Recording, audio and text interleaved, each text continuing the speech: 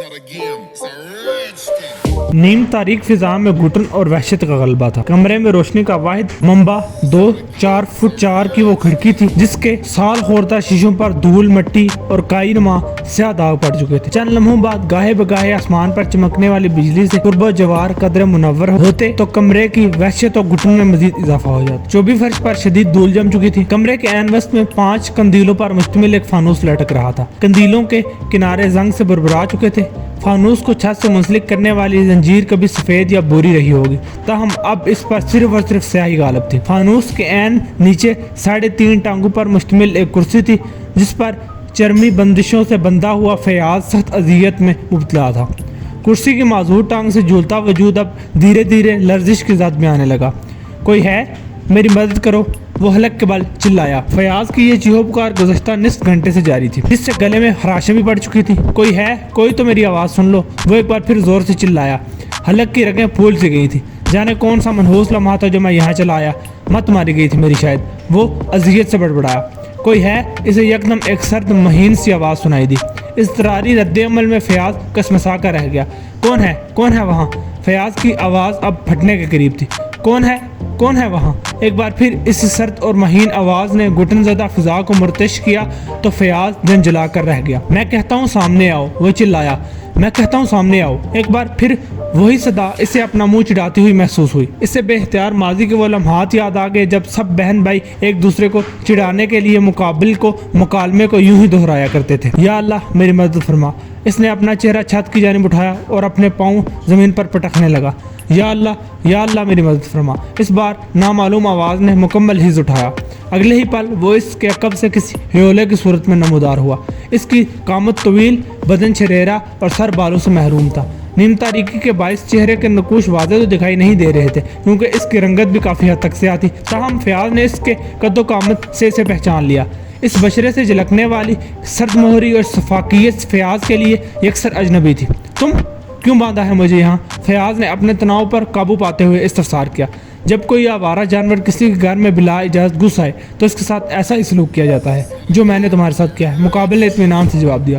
फयाज खुद को जानवर करार दिए जाने पर बिलबिला गया। इसकी ज़ुबान से बेख्तियार ही चंद नामुनासिब अल्फाज बरामद हुए। मुकाबिल का हाथ घुमा और इसके जबड़े पर ज़ोरदार ज़रब रसीद कर गया। फयाज का चेहरा अजियत से सुन्न होकर रह गया।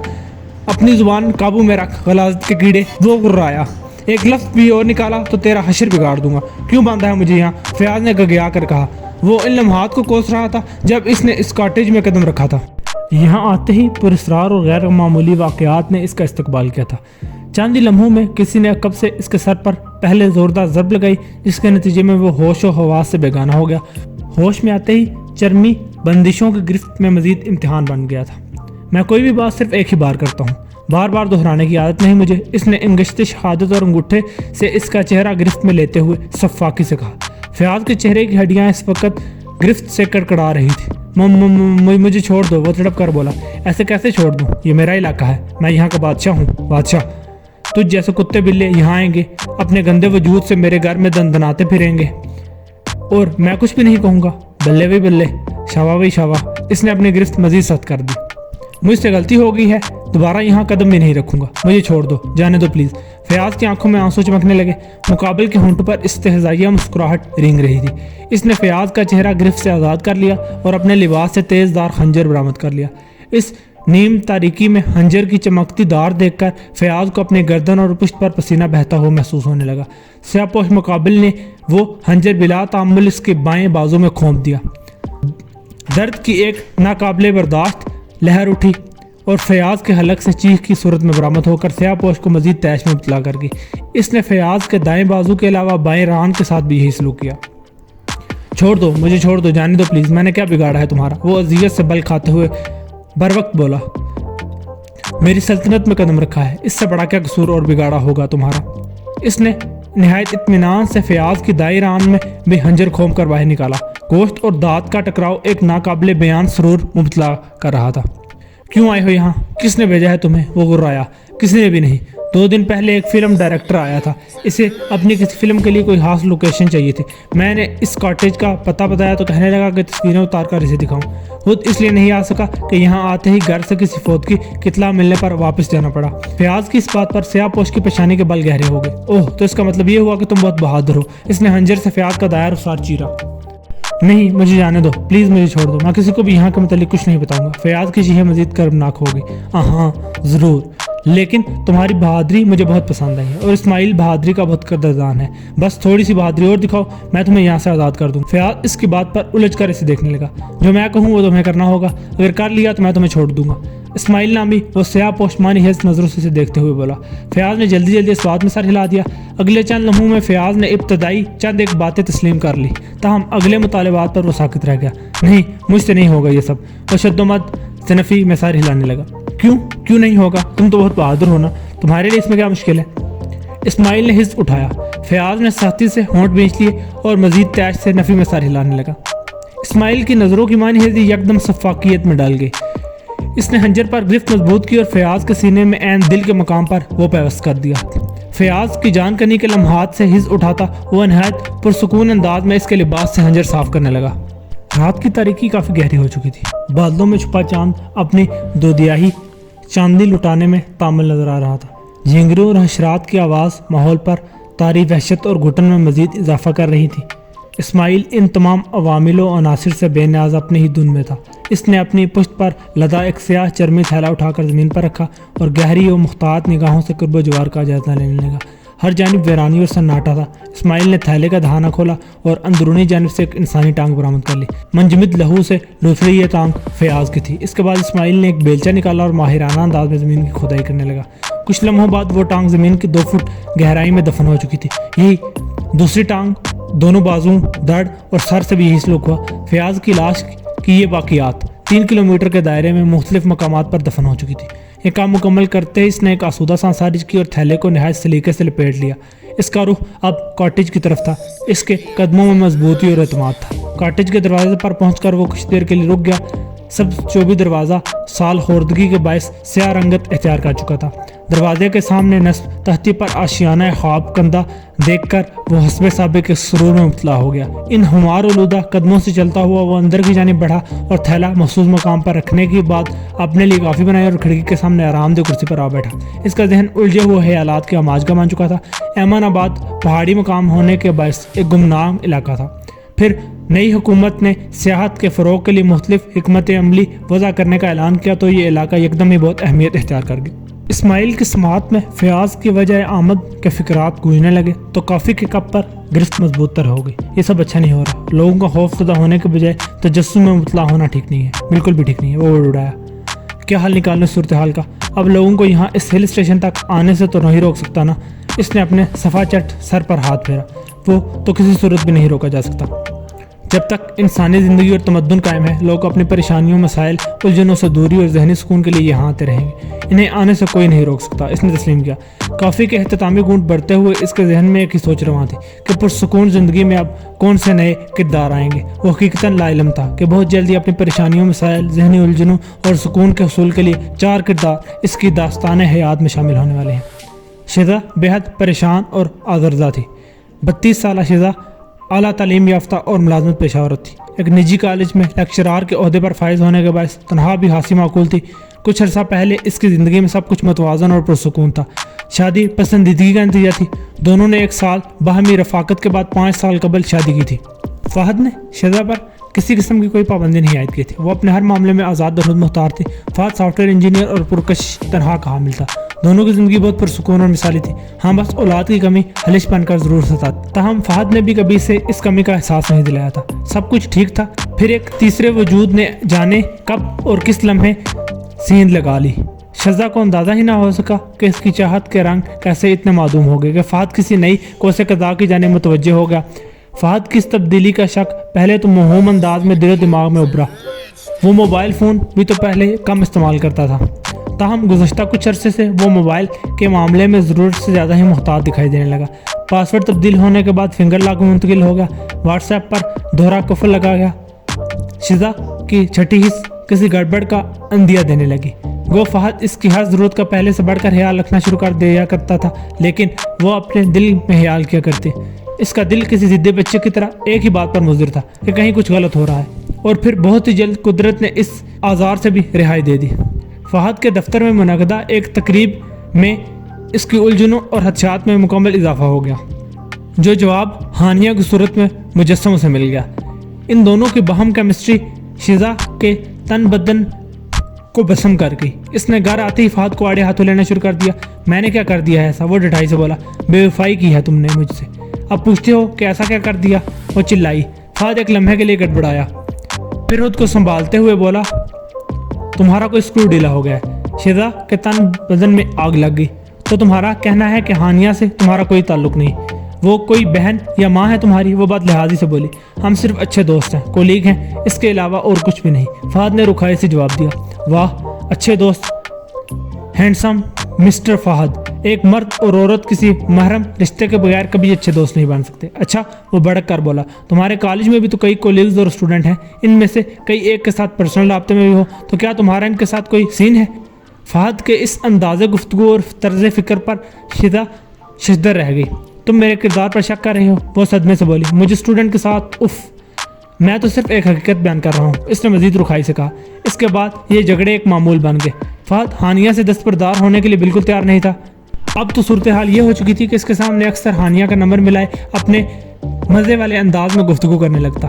इस ज़ाहिर बेमानी गुफ्तगू में पोशीदा लगावट शिजा का पूरा वजूद बसम कर दिया करती।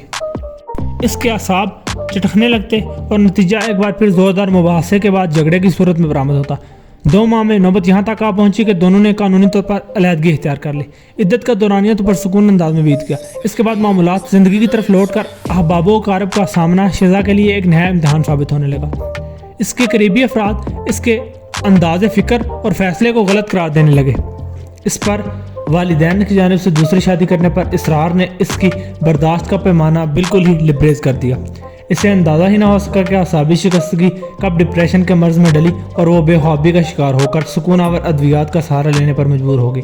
इस तरह कब तक चलेगा यार? अपने अंदर हिम्मत पैदा करो। एक रोज़ इसकी करीबी सहेली अम्मारा कहने लगी, बहुत हिम्मत करके ये स्टेप लिया था, लेकिन लोगों के ये रवैये मुझे जहनी मरीज बना देंगे। वो झंझला कर बोली, ये तो हमारी सोसाइटी का गैर तहरीरी आइन है, ये सब तो होना ही था। इसने रसान से समझाया, तुम ऐसा करो, कुछ अरसे के लिए अपने माहौल को चेंज कर लो, किसी हिल स्टेशन चले जाओ, नेचर के करीब रहोगी तो दिमाग दिल पुरसुकून रहेंगे और अपने मुस्तकबिल के लिए कोई बेहतर फैसला कर सकोगी। हिल स्टेशन, लेकिन किसके साथ? वो मुस्तरब हुई, फिर एक तवक्कुफ से कहने लगी, ऐसा करो तुम भी मेरे साथ कोई प्रोग्राम सेट कर लो, मुझे एतराज़ नहीं है। अम्मारा ने मतानत से जवाब दिया, लेकिन इससे क्या फ़ायदा होगा? हम तो इस फेज से निकालना चाहते हैं ना तुम्हें, तो ये फ़ाइट तुम्हें अकेले ही करनी होगी। आप भी अगर सहारे की तलाश करोगी तो कभी आज़ाद या खुद मुख्तार नहीं रह सकोगी। अम्मारा की ये बात शहज़ा की समझ में आ गई। इसने अपनी परेशानियों से फरार हासिल करने के लिए अमनाबाद रवानगी का मनसूबा बना लिया। इसे उम्मीद थी कि इस पहाड़ी मकाम पर एक हफ्ता क़याम एक नई ज़िंदगी की इब्तिदा करने में भरपूर मदद देगा और वहाँ से वापसी के बाद वो एक नई शिजा होगी। मुग़ीज़ अली के मसाइल ने इसकी ज़िंदगी एक आज़ार में मुबतला कर रखी थी। 42 साल मुग़ीज़ सहाफ़त में आला तालीम याफ्ता था। इसकी आंखों में ढेर सारे ख्वाब सजे हुए थे। इसने इसीलिए सहाफ़त की तालीम हासिल की थी। इसके पेश नज़र एक ही मकसद था कि रियासत के 5वें सतून को तक़वियत देने में अपना भरपूर किरदार अदा कर सके। मुग़ीज़ के इस जोशो जज्बे और तवानाई को पहली चीज़ इस वक्त लगी जब इसे किसी भी अच्छे अखबार में मुलाज़मत मिल के ही ना दी थी। हर जगह तजर्बा दरकार था और तजर्बे की फराहमी के लिए कोई मौका फराहम करने के लिए तैयार नहीं था। यह सूरत हाल कुछ अर्सा यूं ही जारी रही। अहबाब इसे माशियात और अंग्रेज़ी अदब मास्टर्स के बाद किसी तालीमी इदारे से वाबस्तगी के मशवरे देने लगे। मुग़ीज़ इन मशवरों पर अमल पैरा होने के लिए परतोल ही रहा था कि इसे एक इलाकाई अखबार में मुलाजमत मिल गई। वो तनहा ऊँट के मुंह में जीरा और मराहत ना होने के बराबर थी। ताहम इसके लिए यही अमर काबिल सुकून था कि हाबू की तकमील के लिए कोई राह तो मैसर आई है। यह सुकून और इत्मीनान भी आर्जी साबित हुआ। इलाकाई अखबार में अपनी सलाहियतें दिखाने का मौका ही मफूद थे। ये क्या लिख लाते हो मियाँ? मुदीर ने एक रोज़ इसे सुना ही दी। रिपोर्टिंग है सर, मुग़ीज़ ने जुज़बुत होकर जवाब दिया। ऐसी फीकी और बेकार रिपोर्टिंग से मेरा अखबार बंद कराओगे क्या? इसने कागजात मेज़ पर पढ़े। तो आप कैसी रिपोर्टिंग चाहते हैं सर? मुग़ीज़ बमुश्किल जब्त करते हुए बोला। मसालेदार, चटपटी, जिसे पढ़कर कारी भड़क उठे। مدیر نے بلا تعامل جواب دیا، لیکن سر یہ تو ایمانداری کا کام نہ ہوا نا۔ اس نے اپنا مدعا بیان کرنا چاہا۔ دیکھو میاں، جب میں تمہاری عمر کا تھا نا تو مجھے بھی یوں ہی ایمانداری اور عوامی خدمت کا بھوت سوار تھا، پھر وقت نے سب کچھ سکھا دیا۔ مجھے تو یہ سمجھنے اور سیکھنے میں برسوں لگ گئے۔ تمہیں میں گر کی بات بتا دیتا ہوں، زندگی میں اگر ترقی کرنی ہے، کسی مقام تک پہنچنا ہے، تو ایمانداری اور عوامی خدمت کا توق اپنی گردن سے اتار پھینکو۔ موقع پرستی اور ذاتی مفاد نہیں اپناؤ گے تو زندگی تمہیں کچل اور پیس کر رکھ دے گی۔ وہ زمانے اور تھے جب ہمارے بزرگ یہ سمجھایا کرتے تھے کہ ایمانداری بہترین حکمت عملی ہے۔ اس دور میں ایمانداری بدترین حکمت عملی ہے۔ اس لیے اگلی بار دفتر آؤ تو یہ ایمانداری اور عوامی فلاح کے کیڑے دماغ سے جاڑ کر آنا، اگر نہیں تو یہاں تمہارے لیے کوئی جگہ نہیں، اپنا بندوبست کہیں اور کر لینا۔ پھر مدیر کی اس دو ٹوک اور بے لاگ گفتگو نے مغیث کے 14 طبق روشن کر دیے۔ اس سے اب اپنی زندگی اور خواب سراسر وقت کا ضیاع محسوس ہونے لگے۔ اس رات مغیث نے اپنے خواب بڑے اہتمام سے دفنائے اور مکمل طور پر زمانے کے رنگ میں رنگ گیا۔ یہ وہ وقت تھا جب مغیث پہلی بار خود شناسی کے عمل سے گزرا کہ وہ بہت صفائی و مہارت سے بے ایمانی، بددیانتی اور ہیرا پھیری کر سکتا ہے۔ اس کے یہ اوصاف خود اس سے بھی اب تک کیسے پوشیدہ تھے، اب اگر آشکار ہوئے ہیں تو اس سے کلی طور پر اور نہایت تیزی سے استفادہ بھی کرنا چاہیے تاکہ سابقہ تاخیر کا ازالہ ہو سکے۔ کچھ عرصہ مزید گزرا تو اسے واضح طور پر محسوس ہونے لگا کہ اس کی زندگی میں برکت در آنے لگی ہیں، معاملات سیدھے اور مسائل رواں ہونے لگے۔ یہ احساس ہوتے ہی وہ مزید توانائی سے اس نئی حکمت عملی کی جانب مائل ہو گیا، جس کا نتیجہ قسمت کی ناقابل یقین یاوری کی صورت میں برآمد ہوا۔ یہ وہ دور تھا جب ملک میں نیوز چینلز کے اجراء کی ایک دوڑ لگ گئی تھی، پرنٹ میڈیا پر نزاع کا عالم طاری تھا۔ مغیث نے بھی ایک نیوز چینل میں نوکری کی درخواست دے دی، گو اس کے پاس برقی میڈیا کی کوئی ڈگری یا تجربہ نہیں تھا، تاہم اسے بھرپور یقین تھا کہ قسمت اس کا ساتھ دے گی، اور ہوا بھی یہی۔ اس کی درخواست فوراً ہی قبول ہو گئی۔ انٹرویو کے دوران اسے اندازہ ہو گیا کہ یہ نوکری سے اپنی وجاہت اور بارو دل نشی لب و لہجے کی بدولت ملی ہے۔ نیوز چینل سے وابستگی کے بعد اس نے دریافت کے نئے جہان تصویر کیے۔ اس کی وجاہت اور انداز گفتگو اس قدر مقبول ہوئے کہ چینل نے اس سے معاہدے کی تجدید کر لی۔ اس سلسلہ کامیابی سروا رہا۔ مغیث مختلف چینل سے ملنے والی پیشکشوں سے استفادہ کرتا رہا اور ایک ٹاک شو کا حصہ بن گیا۔ اس کا ٹاک شو بھی کامیابی سے ہمکنار ہوا۔ اس عرصے میں مغیث نے سیاست کا جوڑ توڑ بھی سیکھ لیا، اس پر عمل درآمد بھی شروع کر دیا۔ اس کے تعلقات وسیع سے وسیع تر ہوتے چلے گئے، پھر شامت اعمال نے اسے گھیر لیا۔ ہوا کچھ یوں کہ اس کا چینل اپوزیشن کے مفاد میں کام کرنے کے باعث عوامی حلقوں میں پسندیدگی ہونے لگا۔ قانون فطرت کے تحت اس کے ٹاک شو کا دائرہ عمل بھی عوام کو بور کرنے لگا۔ ریٹنگ تشویشناک حد تک تنزلی کا شکار ہوئی تو چینل مالکان نے اسے ہری جھنڈی دکھا دی۔ کوئی اور چینل کیوں نہیں جوائن کرتے بھائی آپ؟ اس کی بیوی نے اطمینان سے کہا۔ ایک چھوٹ 1000 ملیں گے، پھر آپ کو ملازمت کی کمی تھوڑی ہے، ہر چینل آپ کو ہاتھوں ہاتھ لے گا، آپ کا تو نام ہی کافی ہے۔ تمہاری بات میں کوئی شک نہیں، مجھے ملازمت کی کمی ہے، نہ ہی میرا نام و شہرت ماند ہوئی ہے۔ میں اب بھی منہ مانگے معاوضے پر کسی بھی چینل میں من چاہا عہدہ حاصل کر سکتا ہوں۔ وہ نحوست سے بولا۔ تو پھر مسئلہ کیا ہے آخر؟ سنبل جنجلائی۔ مسئلہ صرف اتنا سا ہے کہ آج تک میں نے ہر چینل کو چھوڑا ہے، آج تک صرف اور صرف میرے فیصلے نے ملازمت کی راہیں متعین کی ہیں، آج تک مستفی ہونے کے علاوہ میں نے چینل انتظامیہ کو اپنے سامنے گڑ گڑاتے ہوئے دیکھا ہے۔ یہ تو پہلی بار ہوا ہے کوئی چینل مجھے یعنی مغیث علی کو انکار کرے۔ وہ تیز سے بولا۔ اس کی انا پر یقیناً یہ بہت کاری ضرب لگی تھی۔ تو پھر کیا کرنا چاہیے؟